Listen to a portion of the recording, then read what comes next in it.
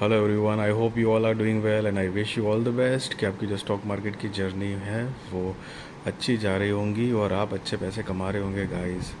And thank you so much for watching my YouTube channel videos. So वैसे आज की expiry की बात करें तो सेंसेक्स की एक्सपायरी थी जो कि मार्केट भयंकर तरीके से गिरा नीचे। तो जो भी ट्रेडिंग करने वाले होंगे तो उन्होंने पैसे बनाए होंगे। आई होप कि जो ट्रेडिंग कर रहा होगा उसने भी, आप में से भी किसी ने पैसे बनाए होंगे। वैसे इन्वेस्टमेंट के लिए तो पोर्टफोलियो आज फुल ऑन नेगेटिव में रहा होगा। एनीवेज, चलिए करते हैं। एक नया आईपीओ आने वाला है क्रॉस लिमिटेड का, तो उसकी डिटेल्स देख लेते हैं। आईपीओ डेट जो है वो 9 सितंबर 2024 से लेकर 11 सितंबर 2024 तक है।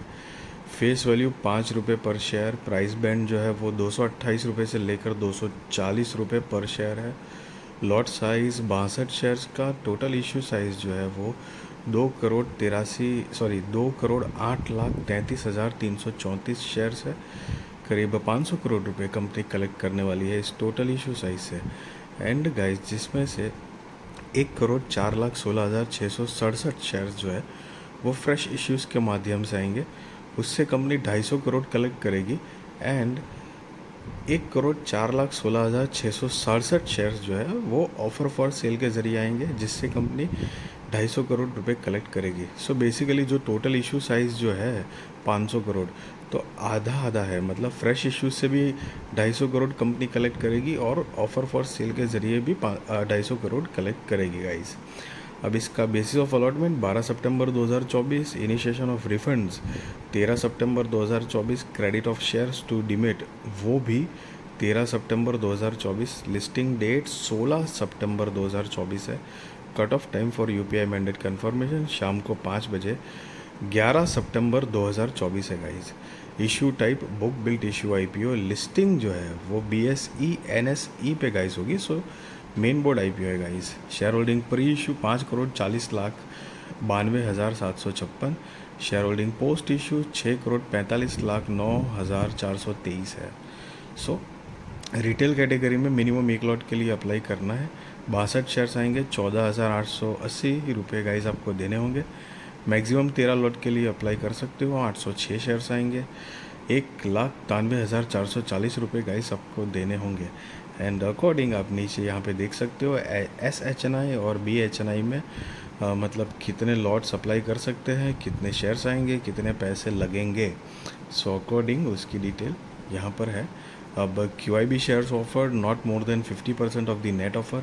रिटेल शेयर्स ऑफर्ड जो है वो not less than 35.03% of the net issue. NII HNI shares offered not less than 15% of the offer है गाइस। अब अगर प्रमोटर्स की बात करें तो Sudhir Rai and Anita Rai are the promoters of the company, जिनकी शेयर होल्डिंग प्री इशू 100% है।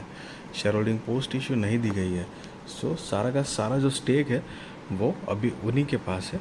जैसे इस स्टॉक की लिस्टिंग होगी तो ये जो 100% है उसमें से थोड़ा सा चेंज होगा, वो तब का तब देख लिया जाएगा। अब कंपनी के बिजनेस की अगर ब्रीफ आइडिया ले तो 1991 से एस्टेब्लिश्ड है ये कंपनी और करती है manufacture and supplies trailer axles and suspensions and wide range of high performance force and precision machined safety critical parts for medium and heavy duty commercial vehicle and agricultural equipment। और company मतलब ये कौन सी product बनाती है।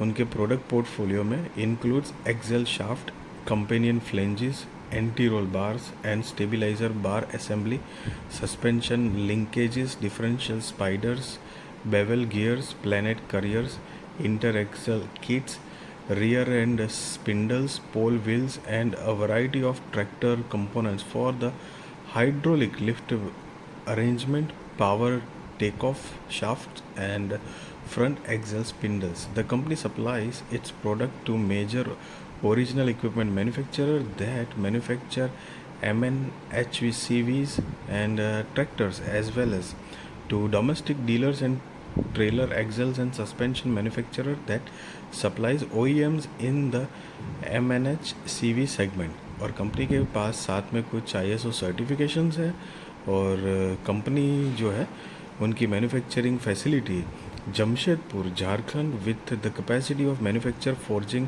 weighing up to 40 kg. The production facility are equipped with first forging presses and upsetting lines with induction heating for billets. Second, foundry with a high pressure molding line. तीसरा है high precision machining machines like turning centers, vertical and horizontal milling centers, grinding, broaching, hobbing and shaping machines, as well as robot welding systems. चौथा, an in-house cathodic electro dip painting system CED system जिसको कहते हैं, powder coating and spray painting. And पांचवा जो है वो heat treatment furnaces and induction hardening systems. और company के पास 30 जून 2024 के अकॉर्डिंग 528 लोगों की परमानेंट टीम है, मतलब एम्प्लॉयज़ है जो अलग अलग डिपार्टमेंट में काम करते हैं. सो मोटा मोटी अब कंपनी बिजनेस जो जनरेट करती है तो उसमें यहाँ पर 31 मार्च 2022, 23 और 24 के फाइनेंशियल्स दिए गए हैं गाइस. तो 2-3 साल में चलिए कंपनी क्या प्रोग्रेस किया वो देखते हैं. 31 मार्च 2022 के अकॉर्डिंग कंपनी की टोटल असेट 197 करोड़ रुपए के आसपास थी, जो कि 31 मार्च 2024 में बढ़कर 352 करोड़ रुपए के आसपास हुई है. रेवेन्यू 297 करोड़ रुपए से बढ़कर 621 रुपए के आसपास हुई है. प्रॉफिट आफ्टर टैक्स 12 करोड़ रुपए से बढ़कर 44 करोड़ रुपए के आसपास हुआ है. नेटवर्थ 72 करोड़ रुपए से बढ़कर 146 करोड़ रुपए के आसपास हुई है. रिजर्व्स एंड सरप्लस 58 करोड़ रुपए से बढ़कर 119 करोड़ रुपए के आसपास. और टोटल बोरोइंग्स 86 करोड़ रुपए से बढ़कर 117 करोड़ रुपए के आसपास हुई है. सो गाइस, कंपनी के अगर फाइनेंशियल्स देखें तो 2-3 साल में जो कंपनी की revenue, profit, net worth, reserves and surplus सारी चीज़ें, बोरोइंग्स जो है वो सारी चीज़ें बढ़ी है. बिजनेस भी लेकिन एक तरह से एक अच्छे खासी लेवल से ग्रो हुआ है. So that is a good point. और आप नीचे देख सकते हो अमाउंट इन करोड़ लिखा हुआ है. सो ये सारे फिगर करोड़ में है. अब कंपनी की मार्केट कैपिटलाइजेशन देखें तो 1548 करोड़ रुपए के आसपास का है. तो ये एक स्मॉल कैप टाइप की कंपनी है, मतलब स्मॉल कैप कंपनी है. अब उनका ROE 30.57%, ROC 28.15%, RONW 30.57%, PBV 8.84, PAT margin 7.22, EPS pre-IPO 8.3, post-IPO 6.96, PX pre-IPO 28.93, post-IPO 34.5 है. और ये जो नोट है EPS उन्होंने pre-IPO एंड post-IPO कैसे कैलकुलेट किया है उसके बारे में गाइस बताया हुआ है. अब अगर कंपनी की ऑब्जेक्ट ऑफ इशू देखें, मतलब IPO लाने के रीज़न्स क्या है, सो बेसिकली यहाँ पर 4 मेजर रीजंस दिए गए हैं. Funding of capital expenditure requirements of the company towards the purchase of machinery and equipment, repayment or prepayment in full or in part of all or a portion of certain outstanding borrowings avail by the company from banks and financial institutions. And तीसरा, funding working capital requirements of the company. And चौथा, general corporate purpose. So guys, just be responsible trader, be responsible investor, value your money guys, and I wish you all the best. आपकी stock market की journey अच्छी जाए, आप अच्छे पैसे कमा पाओ.